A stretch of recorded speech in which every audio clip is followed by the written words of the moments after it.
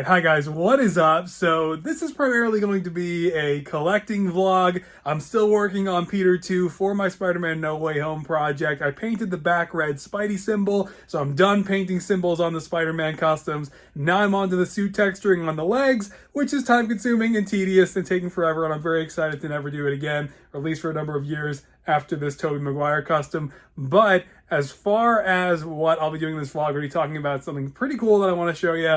And then also I did change around my Marvel Legends wall over here, which I'll show a little bit. And then a couple of other things that came in, and I guess some thoughts on Daredevil and She-Hulk and how that went. But before all of that, like I just said, I've got something pretty cool to show you.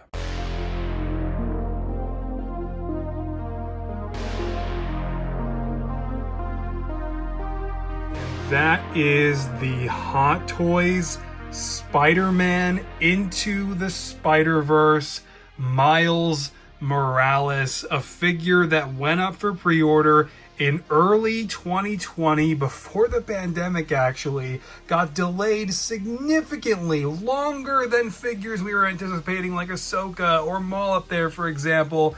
And the wait for this figure was just crazy, and I almost didn't pick it up because I'm really selective about Hot Toys purchases. These are high-end collectibles, not purchases to be made lightly, only possible for me thanks to Sideshow and their installments, and the character has to really mean a lot to you to make the cut if it's going to join you in the collection. You have to be so intentional about these things, and I like to reiterate that every time I bring a Hot Toys figure onto the channel. Spider-Man Into the Spider-Verse is my favorite Spider-Man movie of all time, and then I thought about it more once this guy finally reached final production, wound up coming in stock, and I saw the final version. I canceled my Rosario Dawson Ahsoka, and in favor of waiting for the next one for her actual series, to get this figure instead, and I swapped her out for Miles on my Sideshow account because I thought that I would really actually wind up regretting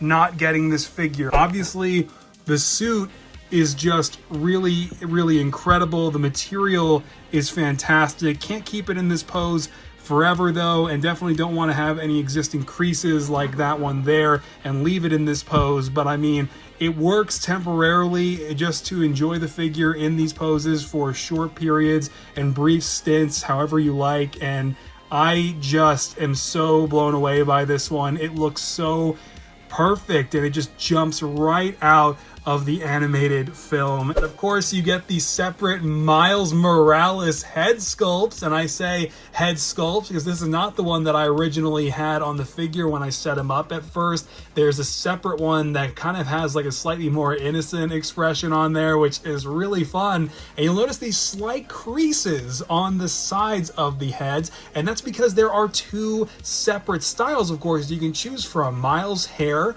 or of course you can go with the mask kind of like pulled up over his head, which is really cool. And you can swap out either the hairstyle or the pulled up mask onto either of the faces via a magnet, which is amazing. But also you get an entirely separate outfit for Miles. You guys remember this one from the movie too? You can literally put that over the existing Spider-Man suit and just completely change the figure entirely, which is wild. You get a separate neck brace for that, along with some separate cuffs to go over like his ankles and stuff to connect to the sneakers, which are also included amongst several other accessories like the spray can, tons of alternate hands. I mean, it's pretty wild. I'm sure you saw in the tray a second ago there all the webs that are included. Unfortunately, I couldn't get any of those to connect properly. However, you also get the merch Spidey suit that he has on initially, which is really fun. That's just a little printout and a little plastic sheet, but it's pretty cool, along with some additional stickers, and it's just awesome how much personality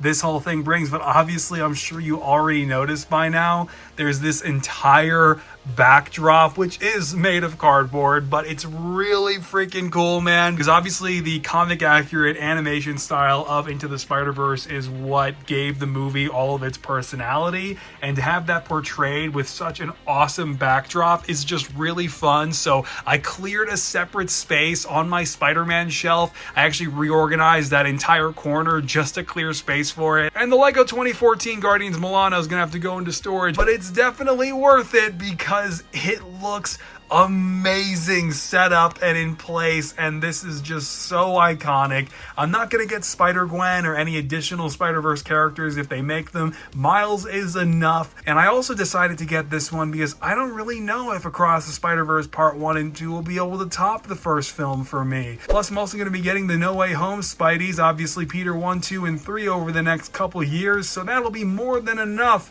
Spider-Man Hot Toys figures for me. Again, these are obviously high-end collectibles and not purchases to be made lightly, but are also certainly a top contributor as to why I've started to make more room for these and less room for new Lego sets. Alright, and now with Spider-Verse Miles out of the way from Hot Toys, this is of course the main Marvel Legends wall that you guys have seen in the background for the vlogs for like eons at this point. And I never really changed it around, but I did finally do that recently, and it was really just kind of a rearrangement, and I largely swapped out these two bottom rows with the What If wave and then just some random Thor figures, Eternals figures, and She-Hulk who just came in, which is a really nice figure by the way, and it's kind of cool but also kind of bittersweet because this is obviously among one of the final figures that is going to be released in the window packaging, because of course Hasbro is going plastic free with their 6-inch lines, which means no more windows, like I just said, and like the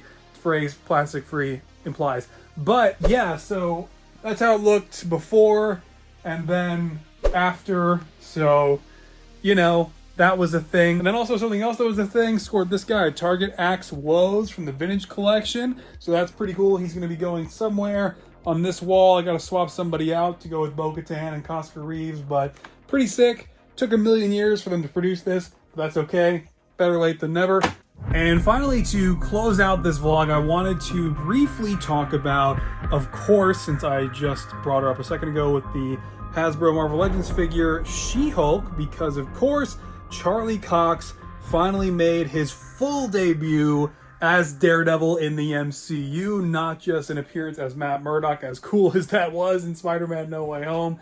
He was full-blown Matt Murdock and Daredevil in She-Hulk Episode 8, and guys, this was absolutely incredible. As a longtime Daredevil fan since the inception of the series when it first debuted, I remember in 2015 when I was a lot younger, just binging the whole series in about 8 hours or whatever it was. I guess it would have been longer than 8 hours because there's 13 episodes. Anyway, it was and has been such an important and special series to me. I have sat through the entire series probably 4 times at this point, and Daredevil is just unparalleled in its quality, and it's just a phenomenal series that you need to watch if you have yet to do so for whatever reason. That being said, I've always had my trepidations about them being able to match any sort of similar quality once he finally did join the larger MCU, which by the way is already a privilege in and of itself. I remember thinking back to even, you know, around Civil War when that was coming out, because Daredevil was an active series when Civil War was coming out, thinking like, man, how cool would it be to see Matt Murdock and then Defenders and this, and then eventually that became, man, how cool would it be to see them come through like the portals or something at the end. Obviously we didn't know about the portals yet at that point, but I mean, you know, for the end of Endgame, seeing them in Avengers 3 or 4, and that didn't happen either, obviously, because there was still that divide between Netflix and the larger MCU. But now with that bridge having been completely crossed, at least for Charlie Cox, and it's seemingly implied that they're maintaining the Netflix continuity at least loosely, this series came in with this appearance from Charlie Cox's Daredevil, and it was so fun. He's wearing the classic original yellow and red suit, which is my least favorite Daredevil suit. I don't like it. I don't like looking at it. I don't even like the live action interpretation of it. But I'm tolerating it because it was just so cool seeing a fun weekly team up, something that you would just see in an average run of comics. Daredevil and She-Hulk take out some rich kid trying to be a superhero and getting people in danger. You know, it was just a fun thing, just a fun appearance, and it was really cool because at least story-wise, Matt Murdock, as we saw in Spider-Man No Way Home, is handling larger cases. He seems to be in a better place in his life. Obviously, it's been like, I think at this point, 6 years or so since the events of Daredevil Season 3, so Wilson Fisk probably hasn't attempted another full takeover of New York City, or Hell's Kitchen and all of its police department and the FBI. So, you know, he's clearly doing better, and that's just really fun to see, because he obviously, him and all of his friends and everybody he ever knew, was going through so much in the actual Netflix series in its original run. Some really dark things happened, and so all these years later, we still don't really know for sure if Matt got snapped away or what have you, or how much time has actually passed for him necessarily, but it's just good to see him in a better place and able to just step into somebody else's show for his debut back as Daredevil 4 years later in real life in the MCU. Just a fun, quick one-off with Jennifer Walters, and then obviously followed up by the Walk of Shame at the end, which was just hilarious. And that's the thing, it's okay that it's hilarious, because She-Hulk is a comedy, and if Daredevil had been handled this way in anybody else's show or movie, I would have been pretty upset. Granted, you can make a case if he was riffing with like Spider-Man, God willing, or Deadpool, that Charlie Cox's Daredevil would also be similarly more lighthearted, but again, She-Hulk is a comedy, and so I was totally willing to tolerate and accept this one fun episode where he gets to take a flight out to California, meet Jennifer Walters. I think we all have much higher standards and much higher expectations for his appearance in Echo, and certainly the 18 episodes they're going to film for Daredevil Born Again. Now, will I make the yellow and red suit? No. But guys, I'm hyped, because even though we're already somehow almost in the middle of October, these next couple of weeks are going to be pretty busy, because as soon as I finish Peter 2, once I get done with these painted legs, which granted are challenging and you're taking a little bit of time, but they're not as hard as Andrew Garfield's Peter 3 legs. But once I'm done with Peter 2, that opens the door, that kicks the door wide open to 4 new Spider-Man videos that I'm very excited about. First, the debut video showing the suit in full for the first time on YouTube, comparing it to Lego's classic 2002 minifig, which I've got hanging with a pizza box right there. He's been up there for a long time. That's Jar Jar. There's Peter, the 2002 minifig right there. And then obviously the showcase, Tobey Maguire's Peter 2 showcase, followed up by the Patreon exclusive debut series, which I'm very excited about, how to paint your own custom Lego Spider-Man suits, which is something that I've technically been working on since I started making Peter 2. I've been filming a lot of my process. So I'm really excited about that. It's going to be a casual, more laid back and long form approach to tutorials, much less concise than what I was doing on the main channel. And then after that, of course, the final Web Slinger showcase with all 3 Peters, because 3 is the magic number, and as promised, that'll be the first of the 3 major benchmark showcases. And I'm so excited, man, because it won't take that long to arrive at the next one, because painting Green Goblin, making Doc Ock, and making Electro, considering I have so many 3D elements and other parts to support those customs, will certainly ensure that they will be having a faster turnaround time than the 3 Spideys,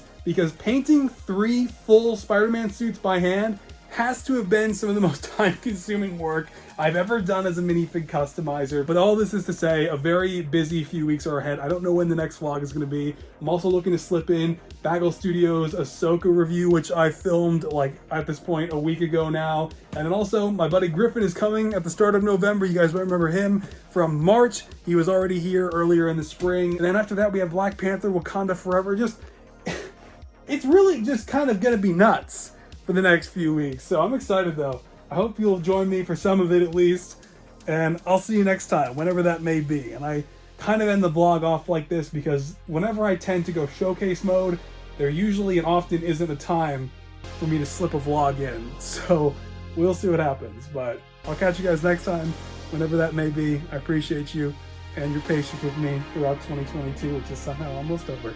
Okay, bye.